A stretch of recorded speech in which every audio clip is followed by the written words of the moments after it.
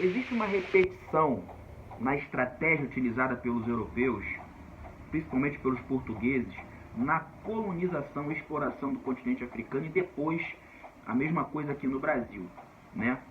Então vamos fazer uma breve analogia.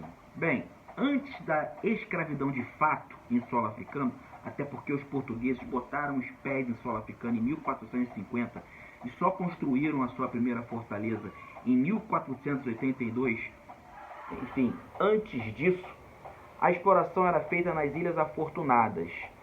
As Ilhas Afortunadas eram Madeira, Canárias, Açores e Cabo Verde. Dessas ilhas, a única que era povoada, que tinha uma etnia naquele local, exatamente as Canárias. Os Guanchos era o nome dessa etnia que morava ali. O acesso até o continente pelas Ilhas Canárias era feito por braços terrestres. E aí eles se comunicavam com os povos na beira ali do continente, ali os berberes e depois os mandingas. Bem, os portugueses, ao colocarem os pés nessas ilhas, a primeira coisa que eles fizeram foram dizimar todos os guanchos, a etnia que morava, que era dona das Canárias. As demais ilhas não eram habitadas, porém, como ainda não existia escravidão de fato no continente africano, elas eram ocupadas por aqueles que iam contra a Igreja Católica, os mouros, os cristãos novos, ou seja, pessoas que cismavam, que queriam praticar a sua própria religião, no caso o judaísmo, muçulmanos.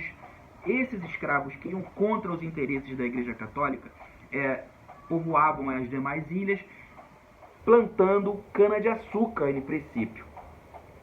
Bem, esse tipo de estratégia utilizada no século XV pelos portugueses foi a mesma estratégia utilizada aqui no Brasil pelos mesmos portugueses. Em 1661 foi levantada a primeira missão católica aqui no Brasil, né? A primeira missão jesuítica, que foi no Tapajós. E qual era a estratégia? Os missionários, né, católicos faziam com que os índios saíssem das suas aldeias por dentro da mata, aquelas mais profundas na floresta amazônica, para que eles se aproximassem das margens, né, dos rios. E aí eles construíam essas missões. A primeira missão Tapajós hoje se chama Santarém, uma cidade do Pará. Foi a primeira missão, fundada em 1661. E qual era a estratégia aplicada pelos portugueses e pelos missionários católicos? A mesma utilizada nas Ilhas Afortunadas, que era o seguinte: você obrigava a ter uma língua só, naquela época, a língua geral amazônica, a LGA. Todos os índios tinham que falar essa mesma língua estipulada pelos missionários católicos, além de aprenderem a religião católica e, consequentemente, trabalhos forçados. Uma escravidão velada. A mesma estratégia utilizada no continente africano foi utilizada aqui no Brasil. E para você entender bem essa analogia onde, primeiro ponto, a sua religião é subjugada, a sua cultura também, a sua estrutura social também, consequentemente você não consegue ter uma estrutura política e também econômica. E aí você se torna um colonizado.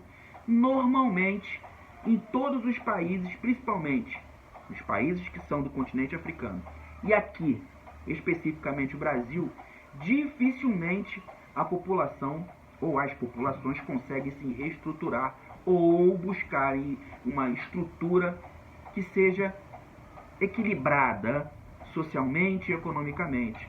Esse é o exemplo do Brasil, uma sociedade fracionada, onde atualmente nós temos uma política polarizada propositalmente, porque aí as propostas que poderiam trazer algum tipo de evolução econômica, social, cultural para o país ficam de lado para que sejam colocadas propostas de grupos específicos com seus próprios interesses que não levam o Brasil à frente de jeito nenhum.